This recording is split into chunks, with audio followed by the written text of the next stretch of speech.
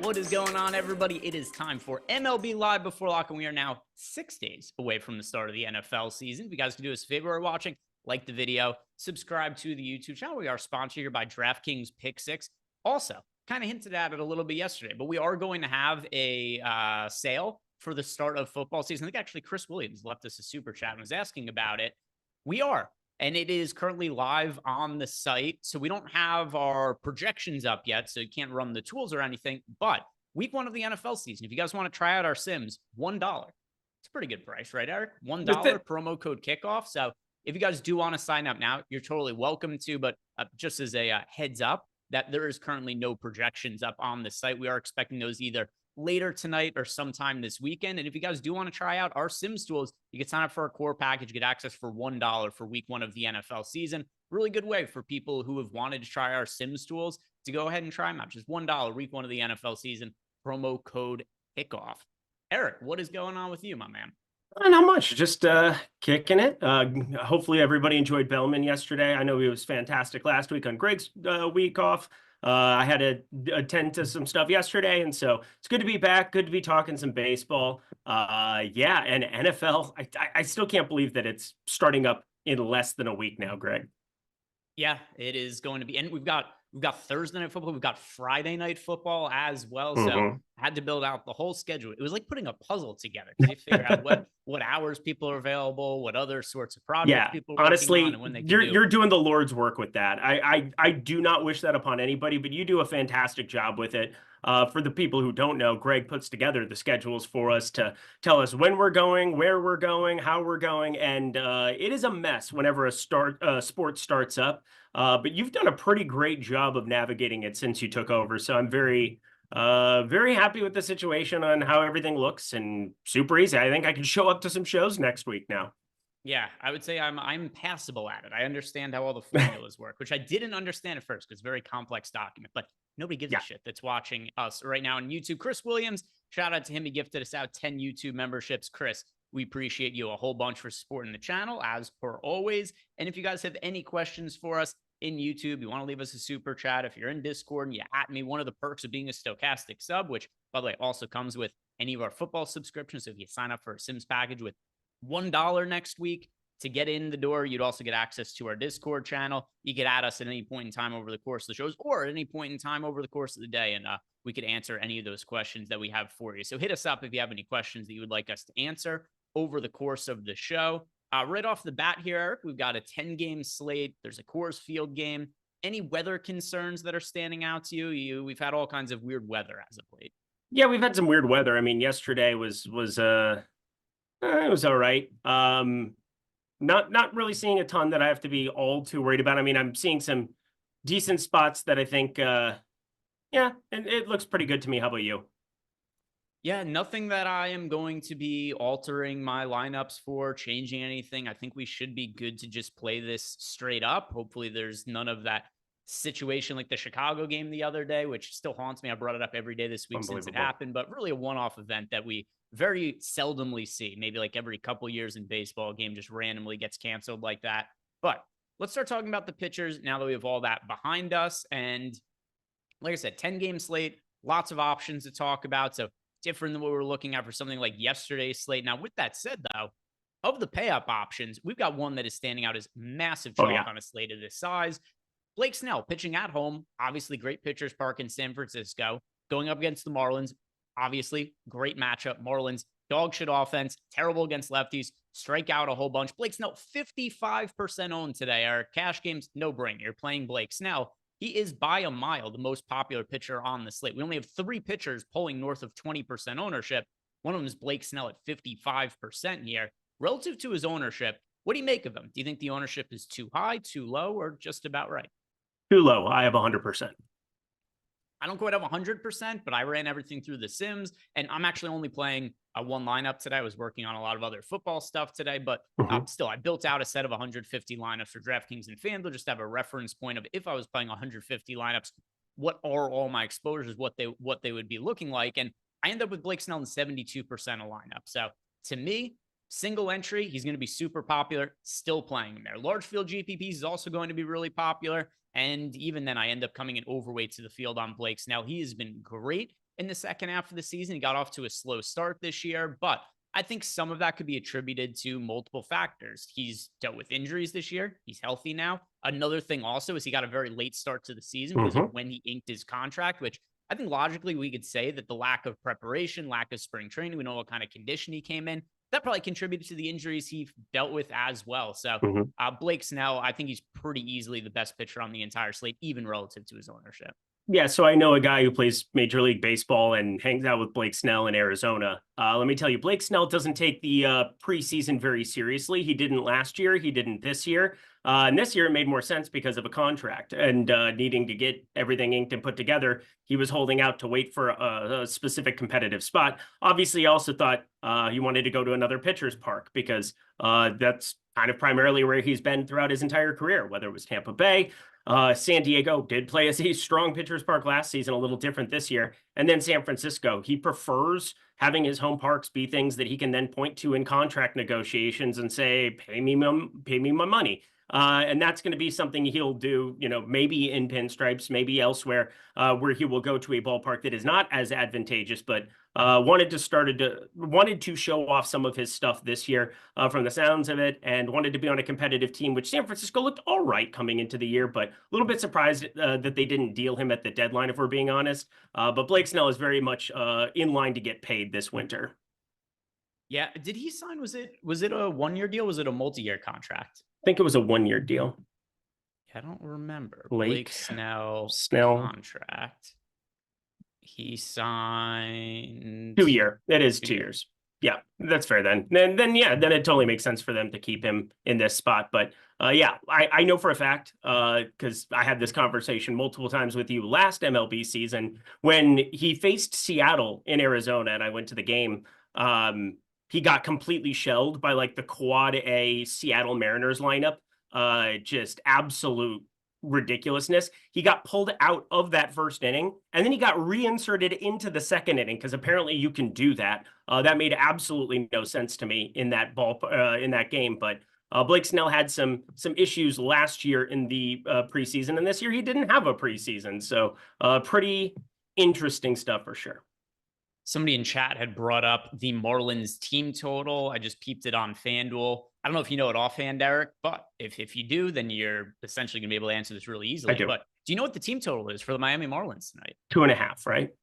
2.5, and no juice on either side. Just straight up 2.5 is what the line is. I took the under at 0.5 at plus 500, I think it was. Talked with it on Kyle's show a couple hours ago. So we broke that one down from a betting perspective, and yeah, your boy Eric likes Blake Snell a lot tonight. I cannot disagree with you whatsoever, and neither does the field. Everybody's playing Blake Snell today. Here's the other side of this, though. Who is your favorite pay up option who is not Blake Snell? Because we've got some other guys here who are all different caliber, quality of pitchers, as well as different ownerships here. George Kirby at $9,800 is 13% owned. Framber Valdez, he's your second most popular pitcher, 28% owned, pitching at home against the Kansas City Royals. And then very minimal ownership going to Seth Lugo at $9,100. He's 3% owned on the road against the Houston Astros. If you were paying up for a pitcher who was not Blake Snell, is it Kirby, Valdez, Lugo, or do you not like any of these guys, Eric? I like a couple of them. I think George Kirby's in a pretty decent spot going up against the Angels. It's a tough ballpark, but I think the strikeout stuff is decent enough for George Kirby. The thing we always point to with him is how pinpoint accurate he is. He never really walks anybody. He never really gets himself in too much trouble. And then you get after the first three, Taylor Ward, Zach Neto, Nolan Schanuel, you got the back half of a lineup. I guess Logan O'Hopp's been pretty darn good this year, but you've got some strikeouts available to you later on with Drury, Adele, Cavadas, Vadas Cadavra. So that'll be fun. Overall, I think that George Kirby's all right. Top pitchers tool doesn't really love him today, that's for sure. And then Framber Valdez, I don't see how you don't kind of like him going up against KC. Difficult matchup. Probably pulling a little bit too much ownership, but I have him in 20% of lineups. He wouldn't be a guy that I think if you're playing Blake Snell, it's not going to be super appealing to play Framber Valdez along with it. So it makes sense that I'm lower to the field on a 9,500 pitcher on a 10-game slate. But If you chose to go to the Valdez side of things, he's shown he's starting to get back up to his old tricks. So I think Framber Valdez is an all right option up there.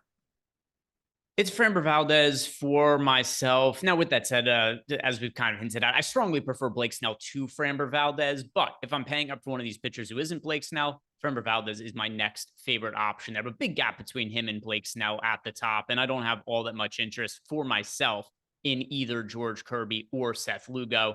But how about the 8K pitchers, where one of your own, Minnesota Twin, Pablo Lopez, pulling 25% ownership. He's the only guy that's pulling anything in this 8K range because everybody else is sub 10% owned. Kevin Gausman pitching against your Minnesota Twins. And we got Clayton Kershaw, who's pitched better as of late, but still, you got to question how deep he's going to work into games. Zach Gallen, Ben Lively. That rounds out all the pitchers in the 8K range. Is your favorite 8K pitcher Pablo Lopez, or is it somebody else? It's Pablo Lopez, but I mean, he's about appropriately owned. I'm going to have right around the same exact 26% number.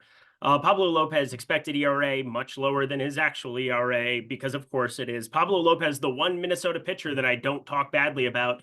And he's probably the guy who's just ran the absolute unluckiest out of anybody. He's starting to put together some nice outings. Again, no earned in his last 13 innings, back-to-back starts. Velocity looks good. All of his pitches look really, really good. Against Texas, St. Louis, and now Toronto, this should be the easiest of those matchups, you would think. There are 4 lefties that they ended up putting up in the top of this lineup. Kind of wanted to see the way it rolled out. It's not too difficult of a spot, I think, going up against Toronto on a day in, day out basis. But Pablo Lopez, 166 ISO against lefties, 168 ISO against righties. There is a little bit of power that he can give up from time to time, but considering he strikes out both sides of the plate, 25 and 28% of the time, respectively, like Pablo Lopez has to be that guy in that range, even with the wind slightly blowing out there. Just hope he can run good one time in his life. He's my favorite 8K pitcher, so I agree with you on that end. If I'm rostering one of these guys, it's Pablo Lopez. The part which it's like a soft disagree, though, I'm a little bit underweight to the field on Pablo Lopez, not significantly, but I have him around 20% of my lineup. So if I had a roster pitcher in the 8K range, it's Pablo Lopez, who I think has the most upside. He's been incredibly unlucky this year. I'll pull up all of Pablo Lopez's numbers. But with that said, I don't really like any other pitcher in the 8K range. He was the guy by default, while I also am a little bit underweight to the field on him in the lineups that I've built. But you look at Pablo Lopez this year, he's the 4.26 ERA. It's not terrible. It was much worse looking like a month ago or so, but the underlying numbers look much better. 3.52 expected ERA, 3.74 FIP. He's always a good strikeout pitcher, 26.4% this year, 25.1% for his career. He's my guy in the 8K range. I just don't like him quite as much as the field, but I certainly don't like any other options. The guy I get the second most of is Kevin Gausman. He's in 3% of lineups. Yeah, he's in 4 for me. I don't really see any reason Clayton Kershaw should be 8,500 against Arizona. Zach Gallen, I think this is probably the guy we should have a conversation about because I do like Zach Gallen a lot more than 4% ownership. I have always been a Zach Gallen guy with the roof continue to be closed in Arizona summers because it's still going to be an advantageous enough spot for me to take some shots. You still don't feel great about it taking on the Dodgers, of course, but I think the strikeout stuff is all right still. I think there's a lot more potential coming for Zach Gallen as we get into September going forward. It's a time that he shined last year, a time that he shined, very rarely else in his career. But Zach Gallen, 23% K rate. You get enough Dodgers, whether it's Teoscar Hernandez, 28% strikeout rate, Max Muncy, 30% strikeout rate, 25-ish, 26-ish% for a couple of other guys. Obviously, Betts, not an ideal dude to be up there batting second on a day in, day out basis, but we'll see how this Dodgers lineup rolls out. I think it's just with the standard issue lineup that they have, though, there's enough strikeouts there where I think he's worth a couple of dice throws just to try to get different because they'll let him go 7. They'll let him unleash here, I think, at this point in time. And I think that that's appealing enough on this slate where there's not a lot of contrarian pitchers that I'm in love with.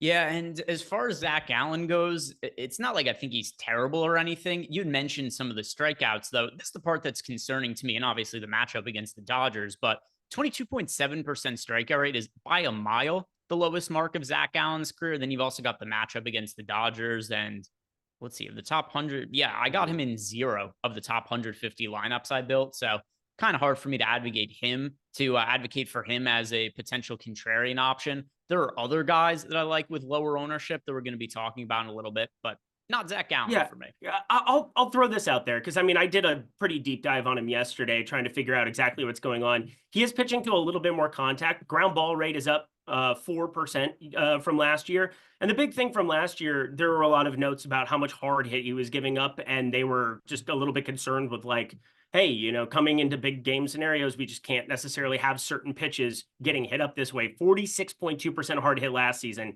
It's down to 38%. I truly think that there are going to be certain times where they do kind of let him throw in a couple more of these breaking pitches that can get more of this swing and miss. I think that it's still there. I think this is when you're going to start seeing him potentially rack up more strikeouts going forward. As you said, it's markedly lower, but with velocity up nearly half a mile per hour, I think it's just kind of been a strategic move here by Arizona. He's had some injury stuff as well this season, so it hasn't been completely pure, but I am pretty positive that going forward, I mean, he's only 31 years of age, right? Or 29. He's 29 years of age. Good Lord. He's definitely still going to have the strikeout stuff going forward. It's just a question of like when it pops. Like I want to be early to the party on a guy like Zach Gallen, who I don't think we've seen the height of his powers yet over the course of this big league season. We surely did last year at times. Yeah, for a long time, I think he was even the betting favorite to win the NL Cy Young at one point last year, and then ended up going a little bit wayward for me. Obviously, didn't end up winning, but yeah, he had a great year last year and just hasn't been able to replicate it this year. And then his numbers have even regressed in the second half of the year, where second half of the year, now a 20% K rate for Zach Gallen. He's got a 4.42 xFIP in the second half of the season as well. Health has definitely been an issue for him this year, but matchup anyway is going to keep me away from him. Let's talk about the 7K pitchers, where nobody else is really popular on the slate. Of all the pitchers that are remaining, the only one who has double-digit ownership, it's Tyler McGill at 14.9% ownership. Every other pitcher, sub 8K, is less than 10% owned. And even of those pitchers, almost none of them have any ownership. 8% to John Gray, 7% to Marcus Stroman. The next most popular pitchers, 3% owned, Eric Fetty. Do you like any of these cheap pitchers, Eric? There's one that I like a good amount. Well, I like Tyler McGill. He takes on the White Sox. I mean, come on. This is a great spot for him. He has been in AAA working on his stuff. I was looking through to make sure that he didn't have any kind of like a pitch count constraint or anything coming into this one. He's had 3 starts, 17 in the third innings. He should be just fine for a full workload. And a full workload of 95 pitches, which I have been projected for today against the White Sox, looks really, really, really good. There's really nothing else to say about it. I mean, it's the best matchup you can get in baseball on a day in, day out basis. For run prevention, from a strikeout perspective, ain't too shabby either. Good chance of getting the win. He's like a minus 225 favorite today, which is just absolutely insane. And he has a 26.3% K rate. Do the barrels concern you? Yes. Does the hard hit concern you? Yes. But Tyler McGill is somebody that I think the Mets would really like to have pan out for them. He looked great last year. It's been a tough year for him this year. Back at AAA, working on some stuff. Looks like he's doing all right. So yeah, 7,500 for him is just too cheap. And people aren't really playing him. It reminds me of Jeffrey Springs a couple days ago, where Jeffrey Springs like, oh my, Springs pitching against the Mariners, which by the way, like good matchup against the Mariners, not the same matchup as his pitching against the White Sox or anything. He wasn't projected for that much ownership. In the slate game, I think he ended up coming in even lower owned than his projected ownership, where he was like 12 to 13% owned in a bunch of contests. And now as far as McGill goes, 15% projected ownership. He has struggled this year, but the strikeouts have been there, even despite his struggles this year. 26.3% K rate in the big leagues. And then if you look at his underlying numbers, they've been better than the ERA anyway. He does have the 5.17 ERA, but hasn't been quite that bad. He's got a 4.35 ERA, a 4.08 FIP. A couple things have done him in. High BABIP, 317, strand rate 64.9%. As long as those things normalize, which I expect they would, then I think he's going to be looking much better for the rest of the season. And Eric, you mentioned that he's been working on stuff in the minor leagues. His AAA numbers are great. 3.15 ERA, 3.09 FIP. His strikeout rate is 33% in AAA this year, 36% in AA. So I feel, and also, you might say like, oh, that's the minor leagues. He's pitching against the fucking White Sox. This might as well be another minor league matchup at this point. So Tyler McGill, I like him quite a bit. I think he should be way higher owned. Yeah, I have a lot of, he's my second highest owned pitcher. So I am 100% with you. I am a little bit Under the field on Framber Valdez, I'm a little bit, I'm 1% over on Pablo Lopez at 26%. And then, yeah, I've got 32% of Mr. I've also got a couple of guys that we'll get to here that are just disturbing. But yeah, I'm more than double the field on Tyler McGill. It was pretty easy click.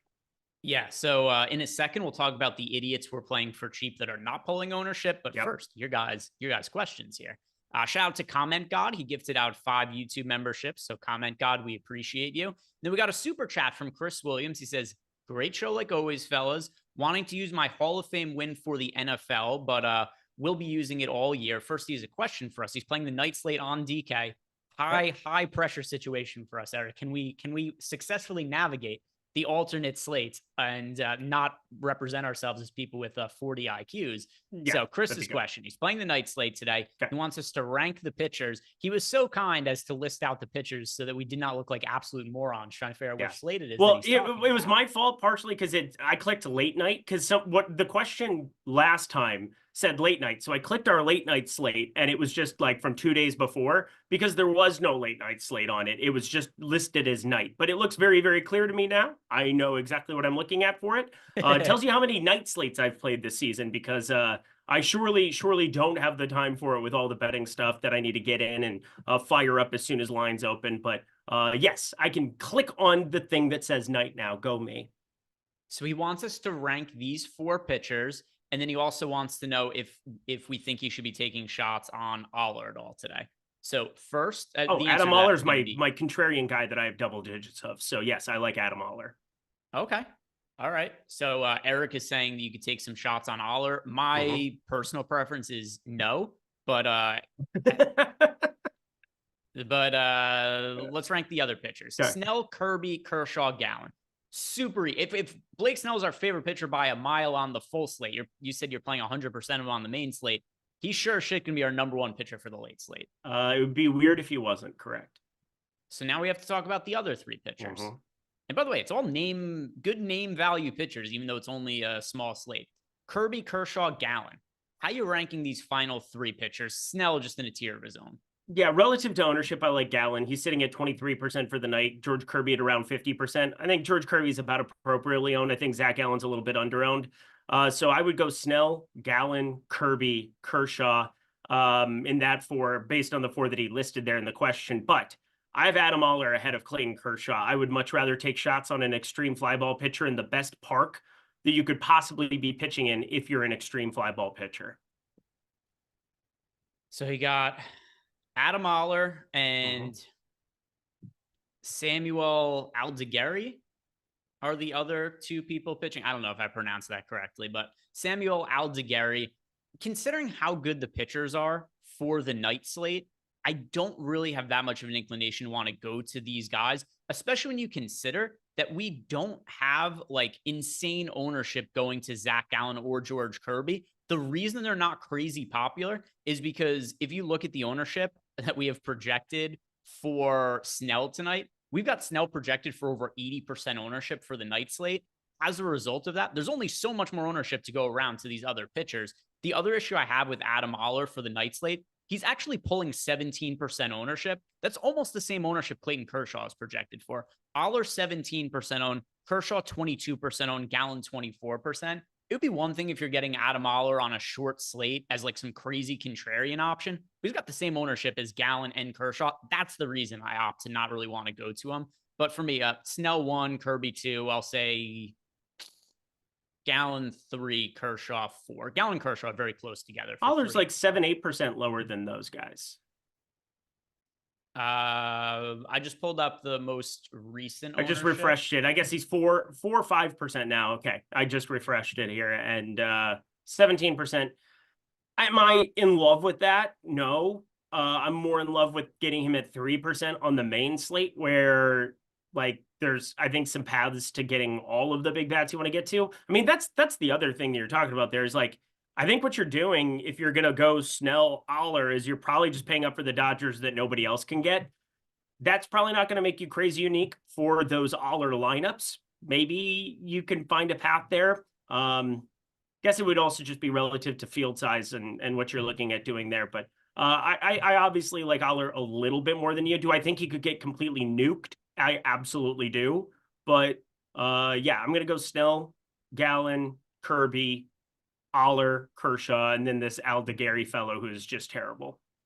And then we've got Clintwood 83 wants to know who we're liking for cash games today. Two pitchers that we're liking for either cash games, just small field tournaments. I'm going to say Blake Snell, number one, pretty easily. For cash games, I'll go Snell and Valdez. For GPP is my favorite combination. Snell and McGill. Snell and McGill, done. Yep. Same. And we are all caught up on questions. So let's talk about some contrarian pitchers here, Eric. You've already talked about, well, hinted at that you like Adam Oller here. Mm-hmm. Is there anybody else? I'm not going to make you relitigate Adam Oller. I'm not going to make this the Adam Oller segment or anything. It's not. Like that. It's not. I don't want to. Again, he's in 12% of my lineups for people later either. So, any other cheap pitchers that you're liking to be contrarian with? Well, I mean, I'll clip it when he puts up 24, 25 fantasy points tonight. That'll feel good. I like Adam Oller. He's an extreme fly ball pitcher that gets himself in a little bit of trouble from time to time with that, but it's a great ballpark for that. I think, yeah, we're done trying to explain that one a little bit. I think Albert Suarez is okay taking on Colorado, 3.9% ownership there, 6,200. He's been pretty decent this season. I won't say he's good by any means, but I think that there's enough there taking on Colorado. It's like people just kind of forgot that Colorado is a team that earlier in the season, we were rostering guys nonstop against Colorado, even in Coors Field. And now that they're, hitting somewhat decently, we're going to shy away from playing like an unknown guy who, again, do I think Albert Suarez and his 18.8% K rate are going to succeed here a lot of the time? No, but we're talking about Tavar, 29% K rate, Ryan McMahon, 28, Doyle, 25.4, Brendan Rodgers, 23, Jake Cave, 27.8, Michael Toglia, 31.4, Jordan Beck, 33. I mean, we have so many strikeouts available in the Colorado lineup where I think he's worth more than 3% ownership, as is John Gray against Oakland, Texas. The new Arlington one, the new Arlington situation is just, it's different where, it's not an extreme hitter's park in the summer or whatever, because it's closed all the time. That's what they did. And for a couple of years here, I feel like, it's gone overlooked how decent of a pitcher's park it is relative to the past. And well, John Gray, 8.4% ownership at 6,700 against Oakland. Oakland is still striking out a metric ton despite the improvements they've had as a ball club. Against righties, you can definitely make a case for rostering double-digit John Gray. Yeah, I mean, John Gray is pulling almost no ownership. I do think he's going to be restricted to some extent. I don't know he's going to be as restricted as what his last game indicates. So a lot of people, I think, are going to look at the last start that John Gray had, the fact that he threw 53 pitches and that he threw 27 pitches to start for and just want to be off him. Here's what I have to say about that, though, is number one, that last start he was on short notice after a start that a short rest after a start he had made before that. So he pitched against the Guardians on August 24th. He pitched before that on August 20th. And then on top of that as well, I think the main reason that his pitch count was as small as it was because he got his ass kicked. He was terrible in that outing. Now, the matchup against the Oakland A's, we've talked about this a lot over the last month and a half, couple of months. The A's offense, it's better than what a lot of people thought it was going to be. But John Gray is so heavily discounted for this matchup. He's more talented than being a guy who's the fifth cheapest pitcher on a slate that is 10 games. So I just like the salary savings we're getting on him, the fact that you get low ownership as well. So I have some interest in John Gray, not as somebody to go play in 30% of lineups or anything, but if you're playing 15 to 20% of John Gray and he just is able to make it through 5 solid innings, he's live to be putting up a good score in a GPP and differentiating a lineup. So John Gray is my favorite cheap pitcher that nobody's rostering. Yep, I'm going to be rostering him too. I had 14%. We'll see what I get in this last run. Anything else that you're liking at the cheap end of pitcher? No, again, I think, I'm kind of making a case for some bad cheap pitchers. It's a lot to do with salary. John Gray, I'm nervous about, obviously. Oakland can bring it to you, and he has looked terrible. Adam Oller, he's not good at all, but it's the best ballpark you could have for his pitching profile. Eric Fetty takes on the Yankees. Otherwise, I think I would probably have a little bit of Fetty. He's not really necessary. For me, play Blake Snell. Obviously, he's in 100% of my lineup, so I don't have a crazy amount to spread other places, but making some calculated ways of getting different. But yeah, Tyler McGill, I think we both are in lockstep with that too. Just way too low of owned. If you just made a big stand on him and Snell, I'd be just fine with your day too. All right, let me just double check to make sure there weren't any other questions for us in Discord or super chats. Looks like we are all caught up on that. Let me see. We got a super chat here from Yobi Trice. Yobi Trice says, the $3,100 on DK are killing me. I do have a good feeling about Alvarez. How do you feel about Kelly and Grandal? Also, do we like Kiner Falefa at second base? Let me look at the pricing of all of the catchers and see. I mean, all right. So Francisco Alvarez, the answer by a mile. He's the catcher that I get the most exposure to. He's the only catcher I have more than 20% of. So Francisco Alvarez at $3,100. Yeah, really, really good option there. And let's see, other ones priced around 3,100. I mean, Carson Kelly just isn't really a great hitter. I have him in a couple lineups. Yeah, if you've got 3,100 a catcher, Francisco Alvarez is pretty clearly the option. Would you agree with that, Eric? Yes, very much so. And then wants to know how I feel about Kelly and Grandal. I've sub 5% of each of them. Not great, Bob. Not great. And then wants to know what we think of Kiner Falefa at second base. 4K is kind of a steep price point for Isaiah Kiner Falefa. Sure I have him in 2 of my top 150 lineups. Yeah, I can't say that I'm going to say he's an actively good play relative to the position. You know who I think you should, if you've got 4K to spend on your second baseman, play Jorge Polanco instead at $3,600 and 8% ownership. Jorge Polanco is the second baseman I have the most exposure to, and he's comparably priced to Isaiah Kiner Falefa. So I'd say pivot to him instead. Yeah, this Aldegary fellow's super chat. You didn't have to, Malcolm, you didn't have to leave us a super chat asking for dong picks. We do this every day, but for free. Hey, he left us a super chat. So Eric, dong pick. I guess let's give him a betting angle for now, and we'll do the DFS angle later. Do you got any bets for home runs tonight? Juan Soto should never be plus 400 or better at Yankee Stadium. Period. End of story. Juan Soto. I didn't place any bets on home runs today, so I'm going to agree with you. I mean, Juan Soto plus 400 homer, that's fairly ridiculous. Against a righty. Yeah. I mean, there's been tiers to the top hitters in baseball this year. It's Aaron Judge number 1 by just like a mile. Number 2 is Juan Soto. Then there's another gap, and then it's like Shohei Ohtani, Bobby Witt Jr., those kind of guys put together. But Juan Soto has been ridiculous this year. It's easy to forget because this was so long ago, but Judge got off to a little bit of a slow start this year.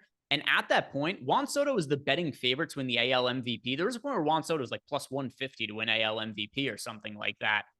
Maybe it was like plus 180, but yeah, he was like kind of close to even money to win.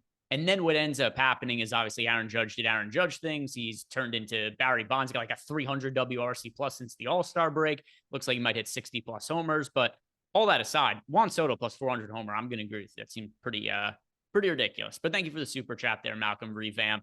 Let's look at the FanDuel pitchers really quick. And I mean, this is going to be pretty simple to me. Just play Blake Snell. It's hard for me to justify anybody else, especially when you consider Blake Snell's only 17% owned on FanDuel. Tyler McGill is also 17% owned. If Blake Snell was like 40% owned on FanDuel, we'd have a discussion about what to do with the ownership. But at 17% owned, the ownership being a little bit more spread out, just play Blake Snell. Play Blake Snell. Done. If you want to go cheap, sure, McGill's only $7,500. That's insanely cheap for FanDuel purposes. George Kirby's $9,400. That's also relatively cheap for FanDuel purposes. But Blake Snell clears by a pretty good amount, in my opinion. Anything you want to add about the FanDuel pitchers? No, I think that is about it. I think on FanDuel, I mean, I'm playing Blake Snell. I wouldn't play anybody else other than Blake Snell. I don't care about the ownership. I would just play Blake Snell. Yeah, and it looked like Ryan Rennebaum, you had submitted a lineup. I think Jordan plugged in. It looked pretty good there. So nothing needed to be changing there. Let's talk about stacks now, Eric. And we've got a Coors Field game today. Ownership is pretty flat, though. The Orioles, I'll refresh just to make sure this hasn't changed, but we had at least last look, and yeah, still the same. Orioles pulling 12% ownership as a team. Mets pulling 12% ownership as a team. Then your next most popular team, it's the Mariners at 8%. So really, really spread out ownership here. Do you have, for starters, the two teams that are popular on the slate, the Orioles and the Mets, do you have any issues with the ownership on either of those offenses? A little bit on the Mets side. The Mets is pretty over the top for me. Baltimore, absolutely no problem whatsoever. Yeah, I don't have issues with either of them. I think the Mets are about appropriately owned. I think the Orioles are probably underowned in large field GPPs. We've got the Orioles, which you'll see this in our data sometimes when a team is at Coors Field and has a favorable matchup. While the Orioles are the most popular team on the slate at 12% ownership, we have them as the most underowned team by a mile. We have them nearly a 20% chance to be the top scoring stack on the slate. They're also not like prohibitively expensive. It's not like these hitters are all like $6,800 or $7K or something like that, which you'll see at a Coors Field game sometimes. So we even have the Orioles with the second best odds being the top value stack on the slate. Orioles up against Austin Gomber. If you guys are playing in large field GPPs, Orioles pretty clearly the best team to be targeting. Single entry, I feel a little bit differently because I think the Mets and the Orioles are both going to be super popular in single entry fields. But yeah, if I was entering a set of 150 lineups, the Orioles would be my most rostered team pretty comfortably. Single entry though, Eric, is it the Orioles? Is it the Mets? Or do you like going in a different direction? So in single entry, it will be 100% the Seattle Mariners. Like there's no other team that I would play in single entry. Are you playing Seattle as your stack? Yeah, I like the Seattle Mariners in single entry. So we've got another one of these scenarios where we've got the random fucking dude who's gotten called up to the big leagues who has not pitched all that well in the minor leagues. Now, and in double A, he's never pitched in triple A. In defense of Samuel Aldeguerri, who once again, I don't know how to pronounce his name. I'm making an education. He's gonna make 2 starts and we'll never see him again. So I'm not even gonna take the time to learn his shitty last name because it's not gonna be relevant a couple weeks from now ever again. He does have better underlying numbers. Well, he does have an ERA north of 5. His underlying numbers look much better because he's got a 56% strand rate and a 356 BABIP. Now, with that said, though, you look at his minor league numbers across other levels, and it's kind of been consistent that he's had high BABIPs and some low strand rates. So maybe just gives up a lot of really hard contact. He's a completely unranked prospect. He's not somebody who's expected to be any good. And the Mariners are not crazy popular. So I like taking chances against Aldeguerri. I think there's a really good chance this guy is just a complete bum. I like stacking against him. Mariners, that's my favorite sub 10% on team. Also, I'm playing in single entry, Eric. Awesome. I mean, everything you just said. And yeah, there was no doubt in my mind that this guy was going to be massive chalk for people to go up against, and it didn't end up working out that way purely because Coors Field exists. I think that's always the thing I have to remember in the back of my mind, like going through the numbers the night before. I'm like, oh my God, I'm going to see Seattle 15-20% owned on a 10-game slate tomorrow. Nope. 7.8%. Perfect. I'm rostering them. Glad you are too. Yeah, the other part of this as well is the slate locks in 20 minutes. We don't have the Mariners line unless it just came across in the last couple minutes while we were talking. But at least as of 5 minutes ago, we didn't have the Mariners lineup. Oh, here it is. Got it. Oh. Well, Crawford, Rodriguez, Raleigh, my point irrelevant. Rosarena, Polanco, Turner, Moore, Garver, Robles. Oh, no, it did come out a little while ago. Yep, a little bit ago. Okay, so never mind. I was going to say if the lineup doesn't come out before lock, that could suppress the ownership to make it even less than the 8% it's projected, but whatever. We have the lineup, so no big deal there. But yeah, I mean, the Mariners are my favorite contrarian stack to be getting to on this slate. Do you like any leverage stacks going up against a popular starting pitcher? I know we only have 3 pitchers that are pulling ownership, so no would be a pretty reasonable answer here. No. Yeah, same for me. I don't really have any want to stack against Pablo Lopez, Framber Valdez, or Blake Snell for today. But do you have any really low-owned offenses you're getting to? Are there any sub 5% owned offenses that show up in your lineups? Oh, let's get completely wacky. Arizona. I love Arizona against Clayton Kershaw today, which is not something that I anticipated saying in my entire baseball tenure, because Clayton Kershaw was like on track to being the GOAT. And again, we get to these late stages of pitchers. I mean, the guy is 36 years old, so much mileage on the tires. 3.81 expected ERA is still pretty good. 3.72 ERA isn't exactly bad. He's been doing better, but this has everything to do with how good Arizona's been. And Arizona at home, especially good here against left-handed pitching. Arizona's now just catapulted up the rankings to 121 WRC plus over the last month. Since the All-Star break, they are #1 in WRC plus against everybody. 112 WRC plus on the season against lefties, is 5th best in baseball. That's just a ridiculous number to be looking at. And, obviously it neutralizes Corbin Carroll a little bit, which is frustrating because, having him bat 7th, but you still have a pretty decent opportunity here with some cheap bats in Perdomo and Grichuk batting 1-2. You have Lourdes Gurriel, Josh Bell, 3-4. I mean, these are pretty cheap bats when the most expensive hitter is by far Corbin Carroll batting 7th today. Yeah, it's frustrating because him and Jock Peterson are a lot of what makes that motor go for Arizona. Ketel Marte's still out here for them, but I think it's just such a cheap team against a Dodgers pitcher in Clayton Kershaw that hasn't been a ace caliber player here at any point in time this season. Let's see. We got a follow-up super chat from Yobi Trice. Yeah. Obi Trice, real name, no gimmicks. He saying, thank you for Polanco. He has $3,300 to spend on catcher. Last question, Alvarez or McCann on Coors, or a hot batter in Alejandro Kirk. Yeah, I mean, Francisco Alvarez, he's my favorite catcher overall on the slate. Yep, same. So Yobi, click on Alvarez there. Getting back to some of these other offenses, for me, the Yankees, I know the matchup against Eric Fetty. Fetty's been solid this year, but you've got the Yankees at 2% ownership. The Yankees are the 3rd lowest owned offense on the entire slate. The only teams that are pulling less ownership than the Yankees are the Royals, because they're going up against Framber Valdez, and the Marlins, because they're going up against Blake Snell. Now, I know the main reason people aren't playing the Yankees today, it's not because they think Eric Fetty is some lights out pitcher. It's because the Yankees are really expensive. I personally like Tyler McGill for cheap. The field is not playing a lot of Tyler McGill, at least per our projections right now. So if you want to play the Yankees, you can plug Tyler McGill in there and make the salaries work. It's pretty crazy to me that you get a 2% owned Yankees offense. We do have them with one of the higher odds of being top scoring teams of the day. Yeah. What do I have for Yankees? I don't have anything else to add to that.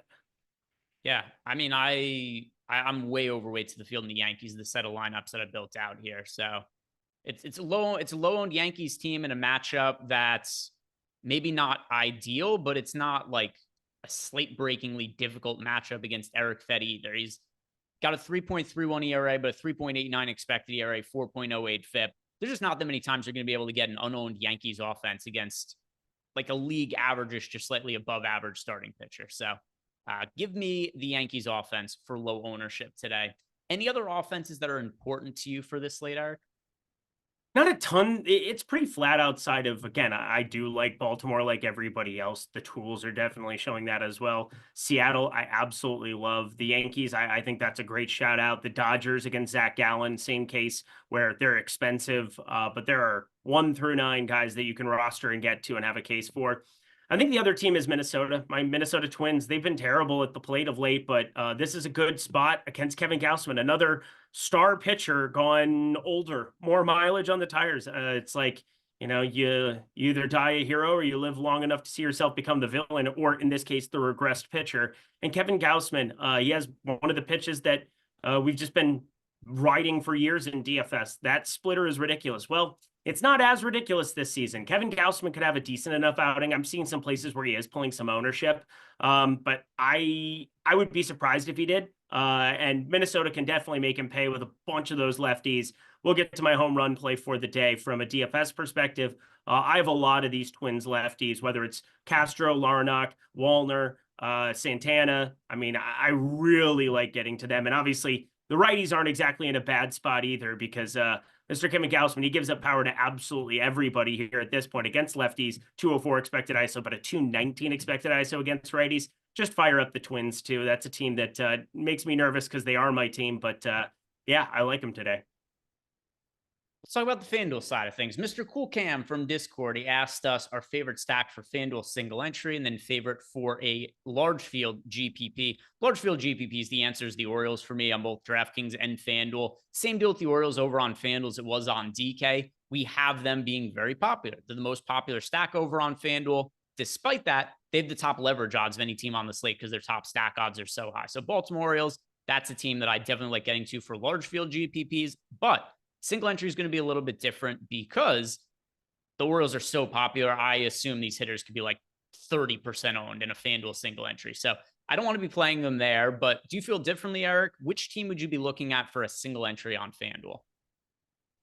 Seattle. It's still Seattle. I just am rostering Seattle in every format. It's weird because it's like Blake Snell, there's like nothing you could do or say. I don't care about his last start or the innings, or I don't care. I'm playing 100% Blake Snell. And I look at the board for every team today, and Seattle is just misrepresented. Give me Seattle on FanDuel as well.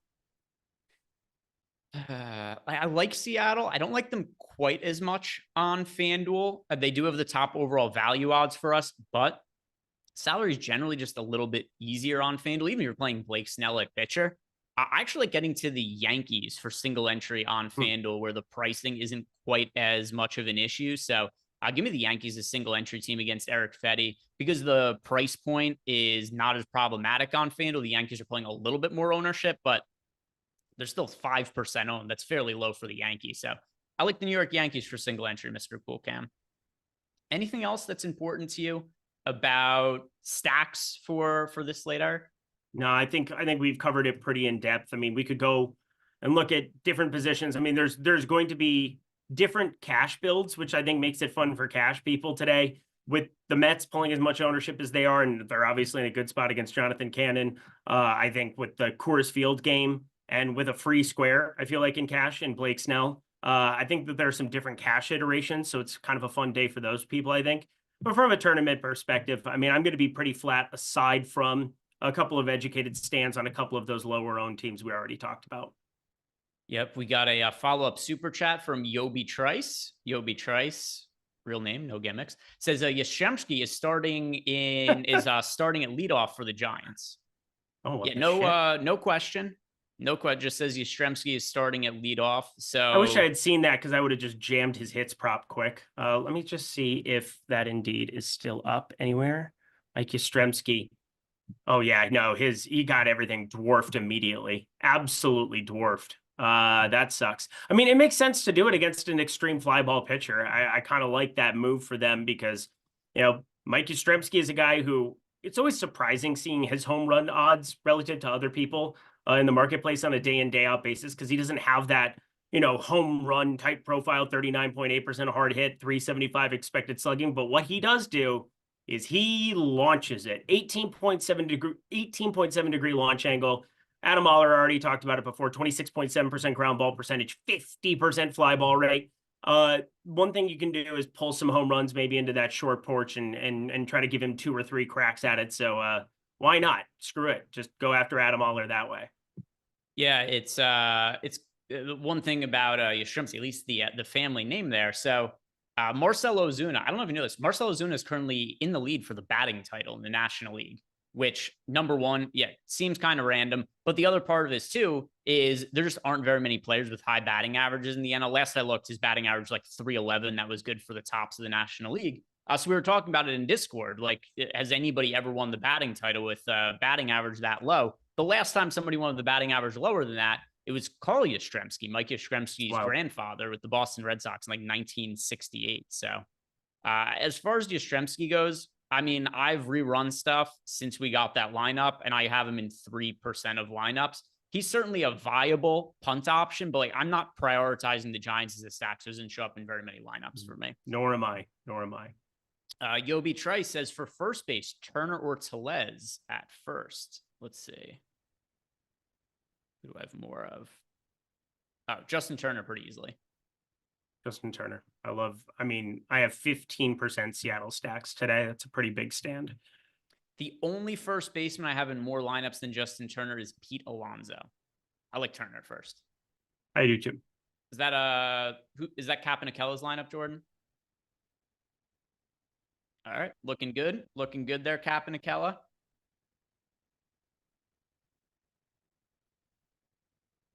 Say that again. All right.